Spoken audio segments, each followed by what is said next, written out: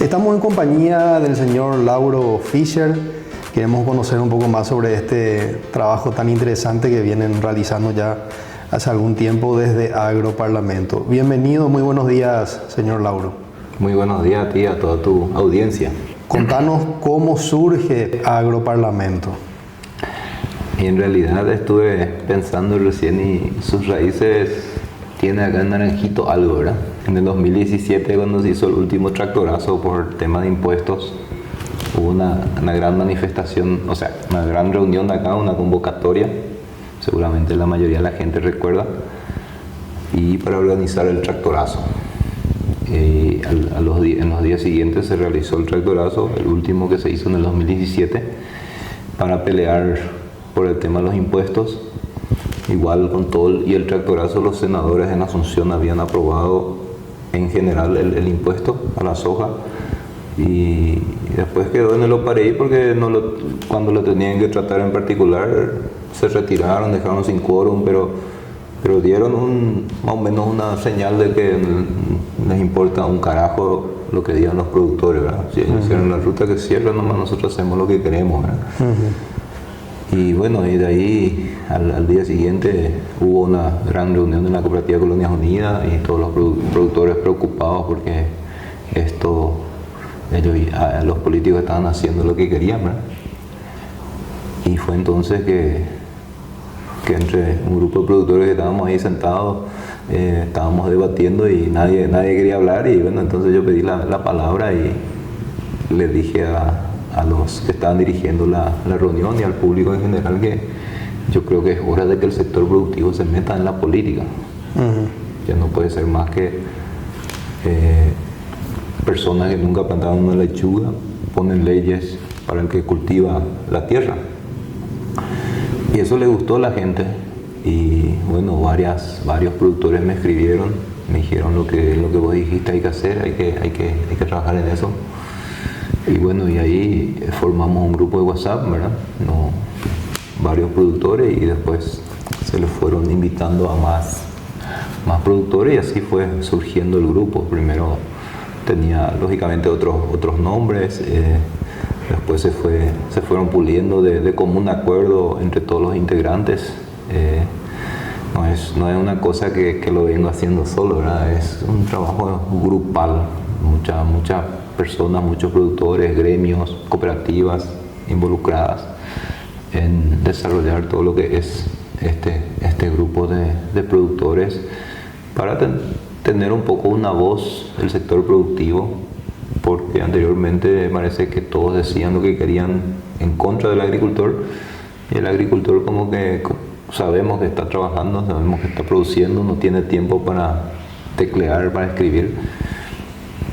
Entonces, a través de esto fuimos desarrollando algunos medios digitales para mostrar la realidad del trabajo, la realidad del campo, que no se contamina en el campo, que se cuida el medio ambiente, que se pagan impuestos, y todas esas falacias que normalmente se dicen sobre el campo.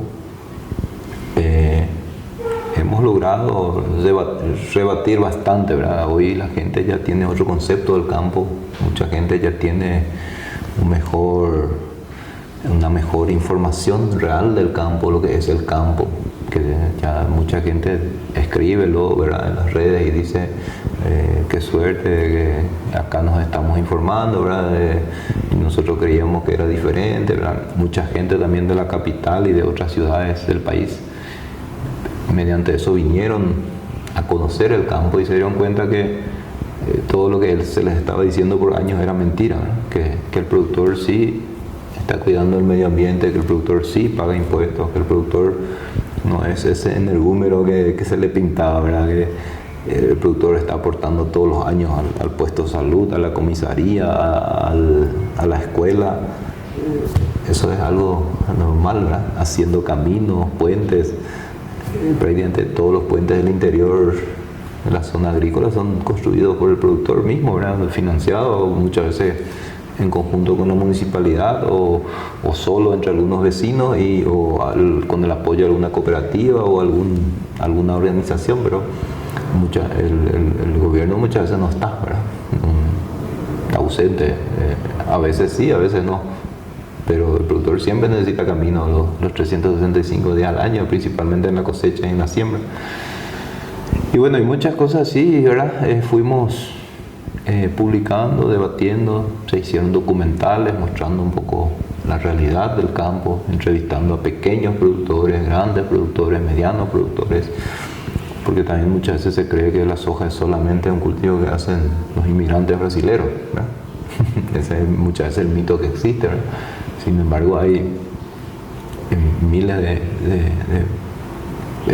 ciudadanos paraguayos, nativos, vamos a decirlo, criollos, que plantan la soja, que es su fuente de ingreso, no es solamente un cultivo de los inmigrantes. Aparte que tampoco no son los inmigrantes brasileños que trajeron la soja al Paraguay. La soja ya está hace 100 años en Paraguay y lo trajo el doctor Ciancio, ¿verdad? Y cosas así, ¿verdad? Muchos mitos que siempre hubo sobre el cultivo de la soja, la ganadería. Y hoy enfrentamos muchos retos y hay que seguir batallando y hay que seguir sumando soldados, como yo siempre digo, ¿verdad? Los productores se tienen que despertar un poco también, ¿verdad? En el tema de redes sociales. Hoy las redes sociales prácticamente dominan el mundo. Hay países donde se han cambiado gobiernos enteros y quizás los productores de más edad ya la tecnología a veces les supera, ¿verdad? Pero sus hijos ya hoy sí creo que manejan muy bien las redes sociales, el Facebook, el Twitter, el Instagram. Y hay que hacer, ¿verdad? Hay que escribir, hay que defenderse y hay que decir la verdad y mostrar las verdades. Porque muchas veces la gente también colabora, ¿verdad? Pasa que viene, por ejemplo, un productor y te dice, acá te doy 1 millón de guaraní para el centro de salud, ¿verdad? Pero deja así nomás, N nomás poner, ¿verdad? Y ese muchas veces es nuestro error, ¿verdad? Parece que tenemos vergüenza de decir que estamos dando algo. Y después se dice por ahí, no, el productor nunca aportó nada. Y no hay ninguna prueba. Es Entonces, importante, siempre tenemos que mostrar, ¿verdad? Solemos comentar con los directivos de la cooperativa Naranjito, también con el presidente de Unicop, Rubén Sos, que hoy día no basta con ser productores sostenibles, hacer las cosas de manera sostenible, sino que además hay que mostrar lo que uno hace. Ese complemento comunicacional es muy importante. Hoy día decimos que lo que está bien hecho pero mal comunicado está mal hecho.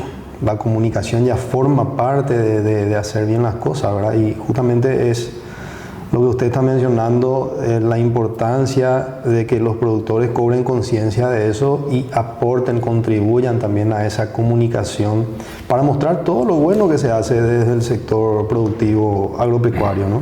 Sí, así mismo. Cuando hicimos nuestro primer documental, ¿verdad? Tuvo un impacto bastante considerable, ¿verdad? El año pasado se hizo un segundo documental, ya fue menos, ¿verdad?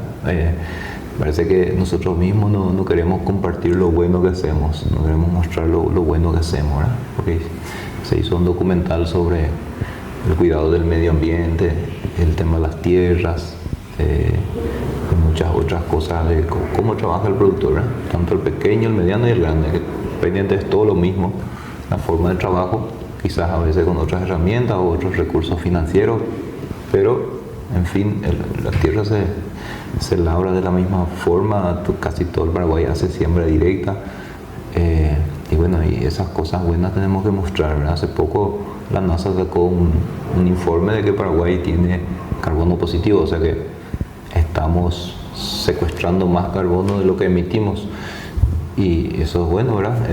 Hoy con toda esa falacia del calentamiento global o del cambio climático, que es más bien un negocio, siempre quieren que Paraguay disminuya su hato ganadero, ¿verdad? ¿Para qué, verdad? Si estamos súper bien, estamos generando más oxígeno que CO2, ¿y por qué es eso? Porque tenemos un sistema de producción agrícola bien sustentable, ¿verdad? Y sostenible. Tenemos la siembra directa, la rotación de cultivos constante. En la ganadería tenemos la innovación de pastura, ¿verdad? Implantación de pastura, forraje. Hoy se hace mucha ganadería intensiva, entonces hay constantemente producción de maíz y otros cultivos para forraje. Todo eso hace de que se ha secuestrado carbono del ambiente, ¿verdad? Y el carbono es un fertilizante, le hace bien a la planta, ¿verdad? La planta produce más cuando hay carbono. Cualquier ser humano, cualquier ser vivo, su composición, su mayor composición de lo que es nuestro cuerpo, por ejemplo, es carbono, ¿verdad? Y la planta la misma cosa. Ese es un dato que muchas veces hay gente que es de la ciudad, ¿verdad? Que no viven el trabajo en el campo y no conocen ese dato. Se dejan llevar por las noticias que escuchan y no saben que un cultivo de soja, maíz, trigo, lo que sea, está secuestrando carbono del ambiente. Incluso, como usted dice, son plantas que están creciendo, necesitan mucho de eso. Entonces, no siempre tiene que ser un árbol antiguo el único que está contribuyendo a la pureza del aire, ¿verdad? Sino que también los cultivos de cualquier tipo contribuyen a esa pureza, ¿no? Bueno, ahí hay muchos mitos, ¿verdad? Y hay un problema ahí, ¿verdad? Que en realidad no es la culpa de la gente que vive en la ciudad. La culpa es nuestra, ¿verdad? Nosotros nunca nos tomamos el tiempo para mostrar lo que hacemos, lo bien que hacemos, cómo producimos, cómo cuidamos el medio ambiente. Y eso es lo que hemos buscado a través de estas redes sociales, demostrar eso. Porque estábamos muy callados, ¿verdad? Estábamos produciendo nomás, ¿verdad? Produciendo para el bien del país. Pero nos olvidamos de mostrar a la gente cómo estamos produciendo. El marketing, nos olvidamos de hacer el marketing bueno, ¿verdad? Mostrando un poco lo que realmente hacemos y cómo lo hacemos. Y sobre el tema de los árboles antiguos, ¿verdad? Hay también un mito, ¿verdad? Que la gente cree que los bosques son los salvadores del planeta. Sin embargo, en primer lugar, si entran a googlear, simplemente en Google, que muchas veces hay informaciones falsas también, pero si buscan en Google quién produce el oxígeno del planeta, o el oxígeno que respiramos, van a encontrar en Google, ¿verdad?, que el mayor porcentaje de oxígeno que se respira es producido en los océanos, no en el bosque. Hay también un estudio de la NASA de hace varios años ya, donde han comparado el cultivo de maíz de los Estados Unidos con el Amazonas, y el cultivo de maíz, el área de cultivo de maíz de Estados Unidos, que es grande, produce la misma cantidad de oxígeno que el Amazonas. Entonces, ¿por qué? O sea, la explicación cuál es, ¿verdad? El cultivo de maíz, o el cultivo de soja, el cultivo de trigo, cualquier planta produce oxígeno, y las plantas que están en crecimiento, a más rápido crecen, más oxígeno producen. Entonces los cultivos agrícolas que crecen rápido producen mucho oxígeno. Sin embargo, un bosque antiguo como el Amazonas, que tiene muchos árboles viejos, de quizás 1000 años o más, ya está produciendo más CO2 que oxígeno. Pero también en ese mismo artículo decía, ¿verdad?, eso no quiere decir que tenemos que echar el Amazonas, y estamos de acuerdo con eso, ¿verdad? No hay que echar el Amazonas. Solamente aclarar los mitos que existen, ¿verdad? Claro. De que el Amazonas es el pulmón del planeta, ¿verdad? No es así, ¿verdad? El pulmón del planeta son los océanos. Y muchas veces la gente que critica la deforestación es la que tira su plástico y su basura al arroyo, y ese arroyo se va al océano, ¿verdad? Claro. Donde está realmente nuestra fuente de oxígeno. Uh-huh. Eso en Google, ¿verdad? Ponen quién produce el oxígeno que respiramos y los océanos, ¿verdad? ¿Cuál es otro mito frecuente que a través de Agroparlamento se busca, digamos, no contrarrestar, sino pasar la información correcta? Porque usted mencionaba recién el marketing bueno. Hay también un concepto equivocado muchas veces. Hay gente que piensa que marketing es decir cualquier cosa o mentir incluso para vender una idea o vender un producto. Muy por el contrario, el marketing bueno, como usted menciona, es generar confianza, y eso es lo que se busca generar a través de Agroparlamento, confianza en que desde el campo se está trabajando bien. Claro. Y que no se está dañando al medio ambiente como mucha gente quiere hacer pensar, ¿no? Bueno, otro mito que siempre es que estos últimos 3 años tuvimos una sequía bastante fuerte. El mito también siempre está de que no llueve más porque echaron todos los árboles, ¿verdad? Eso también es falso. La lluvia se genera también en el océano, ¿verdad? El calentamiento del océano Pacífico en ciertas épocas del año o en ciertas épocas genera el Niño, ¿verdad? Que nos trae mucha lluvia, y el enfriamiento del océano Pacífico nos genera la Niña, ¿verdad? Que es la falta de lluvia. Y eso es lo que pasó en estos últimos años, ¿verdad? El Océano Pacífico estaba muy frío y también tiene que ver la temperatura del Atlántico, ¿verdad? La costa del Atlántico, según cómo está, ¿verdad? Nos genera más lluvia, menos lluvia, y eso desde que la Tierra existe o desde que es así como la conocemos, porque la Tierra fue cambiando, ¿verdad?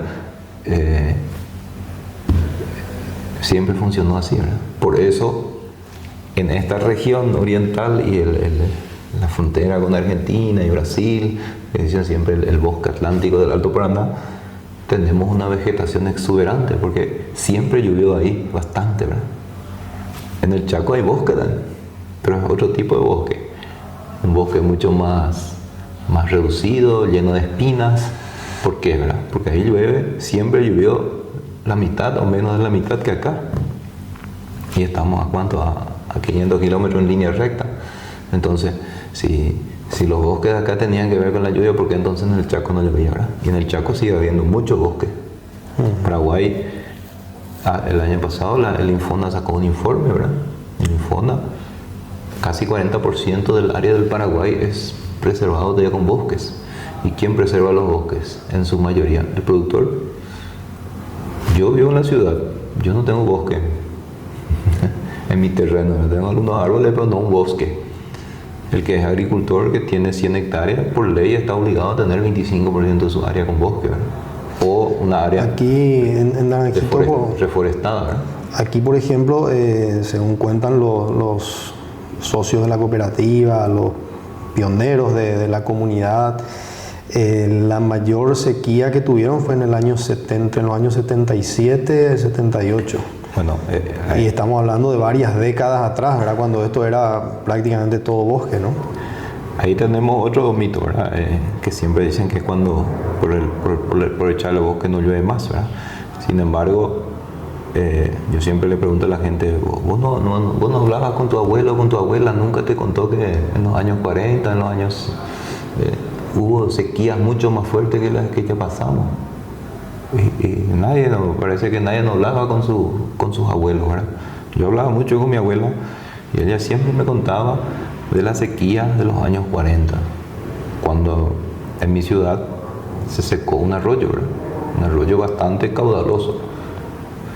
Y ese arroyo ahora, en estos 3 años de sequía, no se llegó a secar. Quiere decir que en los años 40 la sequía era peor. Y en el año 40 todo era bosque, ¿verdad? Evidente, todo el Alto Paraná, Canindeyú, Caguazú, todo era bosque. Estaba todo el bosque del Atlántico, ¿verdad? Misiones Argentina era todo bosque, y Estado de Paraná y Mato Grosso seguramente eran todo bosque también, ¿verdad? Entonces, ¿por qué había sequías ahí? Están los datos de 100 años de lluvia, la sequía histórica del Pantanal, dice, ¿verdad? Registra la lluvia desde 1900 hasta el 2012, ¿verdad? En 1910 tuvimos una sequía muy fuerte. En 1940 y algo, ¿verdad? Que coincide con lo que me decía mi abuela. Y en 1970 y algo, lo que vos acabaste de mencionar, que los colonos de acá se acuerdan, hubo las sequías más fuertes, ¿eh? Cada 30 años más o menos se repetía, es cíclico, ¿verdad? Es cíclico, sí. Y ahora, desde que tanto que hablan de la deforestación generó poca lluvia, es lo contrario, ¿verdad? Desde los años 70, 80 empezó la agricultura mecanizada. Y vemos que ahora en el 2023 recién, 2022, 2020, 50 años después recién tuvimos una sequía similar a las que tuvimos en los años 70 y algo, 40 y algo, y en los años 1910, 12, por ahí. O sea, antes se repetía cada 30 años con toda la región llena de bosques, y hoy tardó 50 años en repetirse una sequía fuerte. Entonces, siempre va a haber sequía, lluvia, eso es cíclico, ¿verdad? ¿Y cuál es tu opinión sobre lo que se menciona como cambio climático, el hecho de que en teoría el planeta está cada vez con una temperatura más elevada, que se derriten los polos? ¿Cuál es tu opinión sobre eso y sobre la posible influencia que puede tener el hecho de la deforestación, entre otras cuestiones? Bueno, yo no quiero que la gente me crea a mí, ¿verdad? Yo quiero que la gente investigue, ¿verdad? Que busquen a los verdaderos científicos que hablan sobre el clima, ninguno de los verdaderos científicos aprueba esta farsa del calentamiento o cambio climático. Es más, primero lo llamaban calentamiento global. Y después de repente empezaron a haber temperaturas ultra bajas en Europa, en Estados Unidos y en otros países donde la gente se estaba congelando en los últimos años. Entonces empezó a perder fuerza la palabra calentamiento global, ¿verdad? Entonces cambiaron rápido y dijeron cambio climático. El clima siempre cambió. La historia de la Tierra, todos sabemos que la Tierra alguna vez fue una bola de fuego y fue cambiando, ¿verdad? Y después supuestamente había dinosaurios y por qué se extinguieron, ¿verdad? Porque ahí no había ser humano, ¿verdad? ¿Por qué Europa pudo deforestar toda Europa y ahora ellos quieren imponernos leyes a nosotros? Si nosotros miramos hoy quién contamina más el planeta, son las grandes potencias, sí. Estados Unidos, China y Europa, India. Paraguay ni figura, ¿verdad? Estamos así hay un mapa de todo el mundo que muestra círculos así de grandes sobre China y Estados Unidos y Europa y India, y sobre Paraguay el puntito ni se ve. Entonces que nos dejen de joder las pelotas con esas macanadas, ¿verdad? Al menos en Paraguay no, ¿verdad? Yo no veo otros países, ¿por qué no se van a China? Quiero ver qué le hace el presidente de China a las ONG si se hacen de los locos ahí, ¿verdad? Le quieren prohibir producir comida para su gente.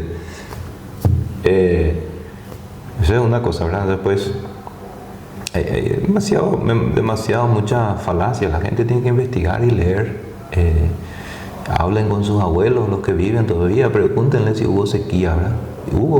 Hubo inundaciones, y va a volver a ver. Imagínate si a mí me dice alguien que el productor contamina todo y él intoxica todo y le mata a su vecino con los venenos que aplica, los agrotóxicos. Pero si vos tenés medianamente cerebro, ¿verdad? Te vas a poner a pensar, ¿y cómo el agricultor entonces no muere, verdad? Si los productos que él aplica supuestamente son tan tóxicos. Claro. Y él mismo los aplica, él mismo los carga en el tanque de la pulverizadora, él mismo pulveriza, ¿verdad? ¿Por qué él no se muere entonces? Él vive en la chacra, vive en el medio de la soja rodeado de cultivos. Que el sojero contamina, que el sojero intoxica, que el sojero mata, que deforestó todo, que por culpa de él no llueve, por culpa de él llueve, por culpa de él hace frío, por culpa de él hace calor, por culpa de él esto, por culpa de él no hay remedio en los hospitales, ¿verdad? Sin embargo, nuestros problemas son los políticos que roban todo. Ellos son nuestro problema, pero ellos le hicieron creer a la gente que el agricultor es el problema, ¿verdad? Es más fácil, ¿verdad? Echarle la culpa al otro. Y el que el pueblo se distraiga peleando entre el productor y la gente de la ciudad, y el político sigue robando tranquilamente, ¿verdad? No sigue haciendo hospital. Cuando había inundaciones en Asunción decían que era culpa del sojero. ¿Qué tiene que ver, ¿verdad? Es su intendente, sus autoridades que tuvieron por años que no hicieron el alcantarillado de forma, ¿verdad? Seguramente sobrefacturaron y hicieron en vez de poner un tubo de 200 pusieron un tubo de 100 para hacer el desagüe. Lógico que se va a trancar todo con toda la basura que se tira. Entonces, razonamiento, la gente tiene que usar razonamiento lógico. Te cuento verazmente que me tocó una persona que vino a la región acá y cuando vio que nosotros tomamos el agua de la canilla casi se murió porque no podía creer, porque a él le hicieron creer que nosotros acá en toda la región agrícola importamos el agua de Europa para tomar.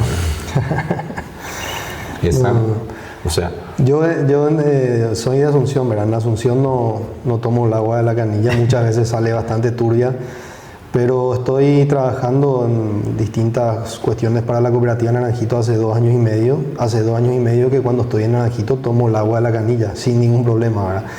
Realmente es totalmente limpia, no tiene ningún tipo de inconveniente, y veo que los productores que viven en el área rural también toman sin problema el agua de... No, eso es una cosa más que hemos mostrado en nuestro documental.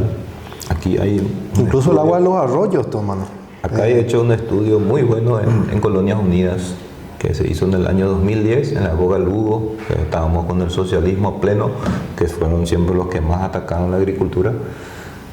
La BGR de Alemania, un instituto muy grande de Alemania, vino acá a Colonias Unidas a tomar muestras de agua del arroyo Capibarú, de sus afluentes, sus arroyos más chicos que entran en él, de las nacientes de todos lados donde nacen, que todos nacen en zona agrícola, rodeados de cultivos, y también de 60, 80 pozos artesianos que están en el medio de los ojales, ¿verdad?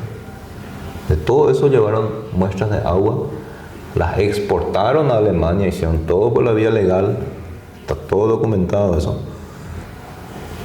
Todas las muestras fueron enviadas a Alemania, no se hizo acá en un laboratorio nacional, porque si se hacía acá, pues posiblemente la gente va a decir, no, coimearon nomás va a hacer. No es así. A Alemania se envió, ¿verdad? Se analizaron casi 600 tipos de agroquímicos defensivos agrícolas que se usan hoy en la chacra y que se usaban hace 20, 30 o 40 años atrás, cuando los defensivos agrícolas sí eran mucho más potentes y más fuertes, ¿verdad? Se analizó los residuos que podría haber de esos productos todavía en el arroyo, en el pozo artesiano, en la naciente y en el río más grande que es el Capibarú, ¿verdad? De los casi 600 tipos de agroquímicos, ¿sabes cuántos se encontró en el agua? ¿Cuántos vos calculás que se encontró en el agua? 10%. Ninguno. Ninguno. Cero. Ningún agroquímico está en el agua. Ninguno. No hay residuos. Ni en el arroyo, ni en el naciente, ni en el pozo artesiano. No existe. 600 tipos de agroquímicos que analizaron. Glifosato, clorpirifos, todo lo que el productor usa, ¿verdad? El Gamexan que se usaba en los años 70, 80, pues, lindano, ¿verdad? Hasta eso se analizó. No hay, no existe, ¿verdad? ¿Por qué? Porque el agricultor está haciendo bien su trabajo hace años. Está todo bajo siembra directa, la mayoría de las áreas, ¿verdad? Hay franjas de protección de bosque en todas las nacientes, arroyos y ríos. Hay curvas de nivel, hay rotación constante de cultivos, ¿verdad? Siembra directa. Siembra directa. Entonces, se está haciendo bien. No se carga más antes. Yo no te digo en los años 70, 80, pero era por desconocimiento también, ¿verdad? El productor se iba en el arroyo y cargaba la pulverizadora. Hoy ya el que hace eso es criminal, ¿verdad? No existe más eso. ¿Por qué? Porque las cooperativas, los gremios, todo el mundo le educó al productor, le enseñó que eso no se tiene que hacer y se construyeron abastecedores comunales, se construyeron abastecedores en todos lados. La mayoría de los productores hoy tienen en su casa un tanque elevado donde cargan su pulverizadora, donde ya no se va más nada a la tierra, ¿verdad? Cualquier derrame de agroquímico que podría haber ahí, un producto más puro, cae en un filtro y se desintegra ahí, ¿verdad? No se va al arroyo, no se va a la naciente. Eso se está haciendo bien el trabajo. Por algo hoy tenemos carbono positivo, ¿verdad? Paraguay está no sé, yo siempre digo, Paraguay tiene que ir a enseñarle a los europeos, a los chinos y a los americanos cómo producir. Es un ejemplo de producción sostenible. Tienen que aprender de nosotros, no ellos querer venir a imponernos como ahora la Unión Europea no nos quiere más comprar nuestros productos porque somos los culpables de toda la deforestación del mundo, más o menos, ¿verdad? Y lo que más me apena es que los propios paraguayos muchas veces le dan manija a eso, ¿verdad? O sea, odian a su país, ¿verdad? Tenemos que mostrar lo que tenemos, defender lo que tenemos la agricultura más sustentable del planeta Tierra y tenemos reserva de bosque en abundancia. Lauro, para conocer todos estos datos que estás dando para los productores, para los que no son productores, para la sociedad en general que quiera seguir a Agroparlamento, ¿cuáles son las redes sociales, los medios digitales en los que están presentes? Bueno, hoy Agroparlamento, el grupo tiene su grupo de WhatsApp, ¿verdad? Con muchísimos productores, gremios, directivos de cooperativas. También tiene las redes sociales de Facebook, Instagram, Twitter, TikTok. Todo es Agroparlamento, ¿verdad? Buscar nomás así, ¿verdad? Y van a encontrar en todas las redes sociales. ¿Sos el editor de todos esos medios? ¿El portavoz de...? No tanto así, ¿verdad? En realidad es un trabajo en grupo, ¿verdad? Se hace siempre consensos, en el grupo de WhatsApp principalmente se pasan las informaciones, a veces se piden alza esto, manda esto, Y la mayoría de las publicaciones son los productores mismos que nos envían, ¿verdad? Los pequeños productores, grandes productores, ¿verdad? Y da muchas veces una satisfacción porque hemos ayudado a miles de pequeños productores ya a vender, por ejemplo, su sandía, su tomate, su locote, ¿verdad? Recuerdo que una vez un productor de sandía nos envió su foto para publicar, ¿verdad? Publicamos, pusimos su número de teléfono. Al otro día le escribimos no sé por qué, alguien quería, creo que su sandía, y me dijo, no, ya vendí todo, ¿verdad? Gracias a la publicación de ustedes ya vendimos todo, ¿verdad? Entonces, ese es lo que tenemos que hacer, ¿verdad? Construir, ¿verdad? Y no destruir. Ese es el objetivo. Lastimosamente por años se vino denigrando y destruyendo el país. Tenemos un personaje que escribió un libro con las hojas hasta el cuello, ¿verdad? Ese tipo tendría que estar preso si fuésemos un país serio, porque somos un país eminentemente agrícola y ganadero. Y nuestra mayor fuente de ingresos es la soja. No podemos escribir un libro tan estúpido, ¿verdad? Que ensucia la imagen del Paraguay a nivel mundial. Porque ese libro se publicó en revistas y diarios de todo el mundo, ¿verdad? Porque lo escribió un zurdo que está del lado de las ONG que hoy quieren dominar el mundo. Entonces, un tipo así tenía que ser declarado persona no grata, ¿verdad? Claro, sí. Lo que pasa es que, bueno, vivimos en una era de libre expresión, pero lo que sí no podemos hacer es callarnos, ¿verdad? Porque cuando uno deja de informar, damos pie al que está informando incorrectamente. Bueno, ese es el problema, ¿verdad? Tenemos un tipo desinformando, mintiendo. Yo no digo que podemos tener, yo siempre digo, la libre expresión totalmente bienvenida, ¿verdad? Pero que sea una libre expresión verdadera, que no sea una mentira. Porque instalan mentiras que, ¿verdad? Hace poco acá cerquita tuvimos un caso, hace un año por ahí, que un productor pulverizó su chacra, la nena al vecino tenía una infección urinaria, y al otro día ya salían todas las noticias que fue por los agroquímicos que el productor aplicó. No hay nada que ver. Fue por un padre irresponsable, una madre irresponsable que le dejó a su hija con infección urinaria o no sé qué, ¿verdad? Y no le llevó al doctor, ¿verdad? Y después le querían culpar al productor. Y el propio médico pidió análisis los médicos también a veces estiran hacia ese lado, ¿verdad? De querer, hay una psicosis en contra del productor, ¿verdad? El médico hizo un informe donde decía que posiblemente intoxicación por agrotóxicos, ¿verdad? Pero pidió un análisis de infección, ¿verdad? No de intoxicación. Se contradijo en su informe médico. Él sabía bien que era una infección, posiblemente urinaria o de otro tipo, ¿verdad? Pero sacó un informe donde decía que posible intoxicación por agrotóxicos, y en eso se basaban todos los medios de prensa, ¿verdad? Tiene que haber una responsabilidad de los doctores, de todo, ¿verdad? En la escuela que le enseñan a nuestros niños, ¿verdad? Que el sojero deforestó todo el país, ¿verdad? Por culpa del sojero no hay más árboles, y eso es mentira. Tienen que enseñarle la realidad, tienen que enseñarle que en el año 53 por ahí se firmó un decreto ley en Paraguay que le obligaba a las personas, a los inmigrantes, por ejemplo, que vinieron acá en la zona Naranjito, Naranjal, toda esta zona, estaban obligados a echar el monte por ley. Porque si no echaban el monte para hacerlo productivo, porque Paraguay tenía que producir, Paraguay salía de la guerra de la Triple Alianza y después la guerra del Chaco, estaban sumidos en la miseria, ¿verdad? Importábamos comida de todo el mundo porque no producíamos nada mismo. Y bueno, el presidente de aquel entonces dijo, tenemos que autoabastecernos de comida, tenemos que producir, vamos a echar el monte, como hicieron todos los otros países que se desarrollaron. ¿Por qué Europa pudo echar todo su monte para desarrollarse? Claro. ¿Por qué Estados Unidos? ¿Por qué Brasil? ¿Por qué Argentina y Paraguay no puede? Se les trajo para eso, Bueno, se les invitó para eso. Entonces había una ley que decía que hay que echar el bosque. Esta ley estaba vigente hasta el 2002. De que si vos tenías una tierra tenías que echar el bosque, porque si no era considerada por el gobierno como tierra improductiva y era sujeto a expropiación. El gobierno te volvía a sacar esa tierra si vos tenías 100 hectáreas de monte y no los echabas y lo hacías producir soja, maíz, trigo o ganadería. Eso decía nuestra ley. Entonces eso tenemos que enseñarle a nuestros niños en la escuela, que había una ley que exigía eso. No por culpa del sojero, él echó nomás lo porque quería, ¿verdad?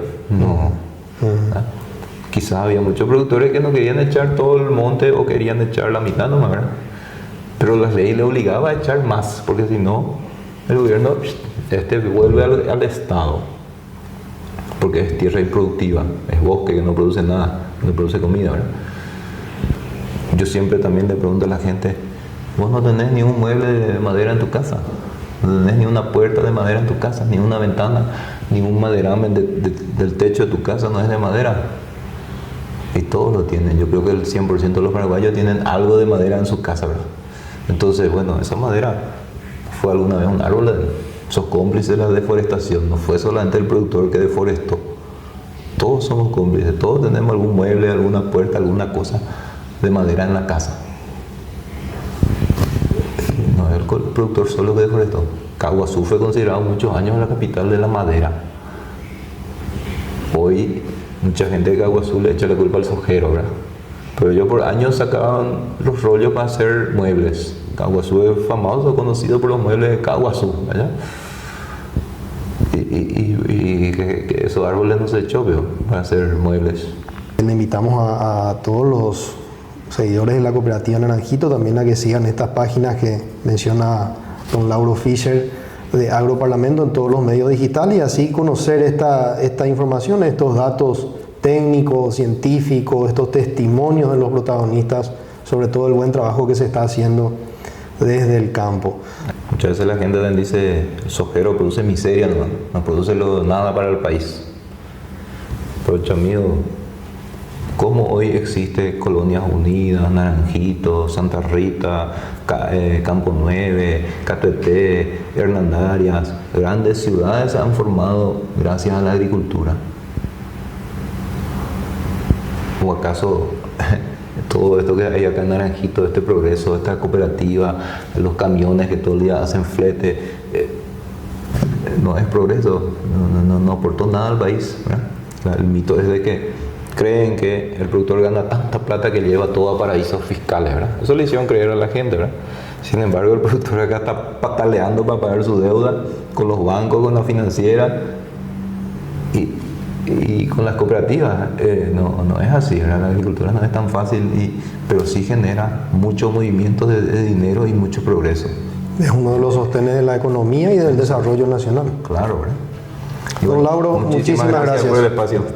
Gracias y siempre que esté aquí por Naranjito le invitamos a nuestro programa a seguir compartiendo todas estas cuestiones tan interesantes de transmitir al público para que conozcan la realidad, ¿verdad? Don Lauro, muchas gracias. Gracias a usted.